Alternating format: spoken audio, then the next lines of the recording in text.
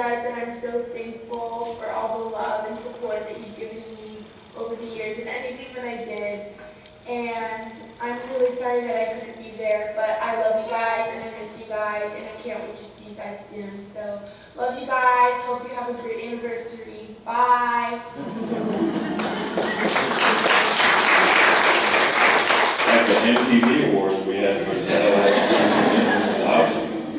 A couple things I learned from that video. One, my mom has had more hairstyles than Rihanna. I went through them there.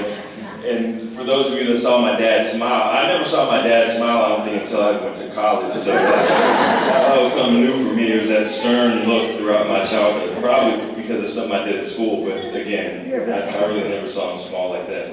And I want to thank my mom for that awkward stage that she went through that I went through as well. So I see where I got that from. So thanks, Mom. I appreciate that. My parents were college sweethearts. For those of you who don't know, in college at Xavier, they went to every single class together except for two. And that was because my dad was back on some payments and we went to register. The registrar told him he owed some money, so he had to call up his mom, and there was no PayPal back then or credit cards, so she had to actually snail mail it to school. And by the time the mail got to, or by the time he got the money, he couldn't get to those two classes. So for me, that's kind of a cool love story to be in all classes together for 4 years except for two. I don't think that's something that really could be replicated in this day and age. You look at my parents and you wonder how they did it, how they stayed together. And I really don't think that there's one reason why, but I'm going to talk about a couple things that I've witnessed growing up, seeing the longest standing couple I've ever witnessed, why I think that they've been together. One, my mom's a perfectionist. One of the things that at times I'm glad I inherited from her, and other times I'm not. Like the book I've been working on for 3 years, it still isn't finished. And because of the fact that she's a perfectionist, I think that eventually she feels like she's going to get my dad right. So that's what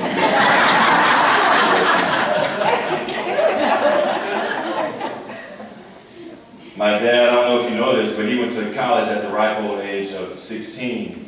And when you saw the pictures, whenever you saw a picture of my dad, he kind of had this look, like he was like looking, and I know what was going on. He was waiting for the time where my mom figured out that he wasn't as old as she thought. She didn't know. I don't think she figured that out until she signed the marriage license. So that was a good thing. Nowadays it's kind of in vogue for older women to go out with younger men. My mom was like the OG cougar. Hey, if it works. But my parents, they really balanced each other out. This wasn't any more evident than when they visited me when I played in Italy, in Sicily.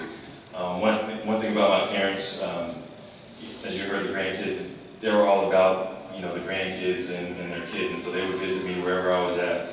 And so when we're in Italy, my parents, they took French and they minored in Spanish. And so Italy's not like other European countries like Spain and France where they speak English. In Italy, particularly Sicily, it's just Italian. But my mom figured they're so close to France, they're going to understand French. And every time we would go somewhere and we'd hit that language barrier, there's my mom speaking French. And they're looking at her the same way they looked at us when we were trying to speak English. And my dad, every time, "Oh, Janice, they don't speak French here." But my mom, she's a perfectionist, and so she figured she's going to teach these Italians how to speak French. The whole trip. "Oh, Janice, they don't speak French." But, it was fun times. They balanced each other out. My mom, she's a lifelong educator, and for those of you that are real close to her, you know that she treats everybody like her students, particularly her kids. For that reason, I don't write notes to anybody anymore. I used to write notes to my mom, and I'd come home and there'd be red marks on them. So now, after that, I just I'd make signs, or I'd just draw like a hand waving by. For those of you that are under 25, that's an emoji. Because of that, I couldn't do it anymore. because I had this complex. I think one of the biggest things I can say about my parents is that they're committed. They're committed to being awesome parents, awesome grandparents, and an awesome couple to each other. And, you know, growing up, they were at every activity that we had. I mean, even my friends knew that my friends knew my parents just as well as I did. They were at every game, every recital, every performance.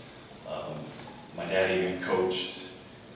He was even coaching sports that I'm pretty sure he didn't know that much about, but he was there. And I think for me, that was the most important thing for my development. You know, throughout life, I've never heard them say to me or anyone else any, you know, relationship quotes, you know, like, oh, don't go to sleep angry. You know, I just think that they just made a commitment to each other that, look, you know, we're getting married and we're in this. They got married and they said it was forever. You look at my parents and, you know, one thing you can say about their kids and their grandkids is that they believe in all of them. And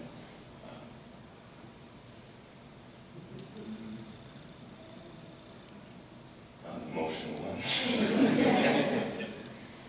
Anyway, and you can't have that without belief in yourself. So I salute you, I thank you, and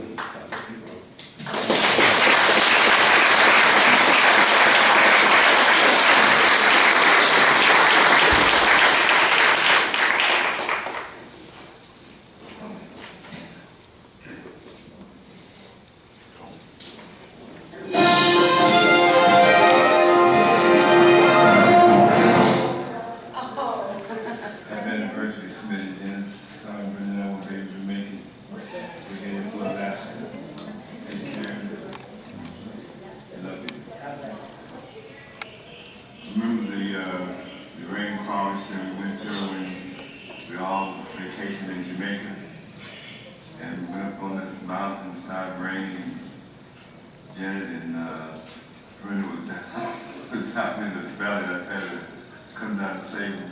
But I promise you, we won't be going to a rain forest in Alaska.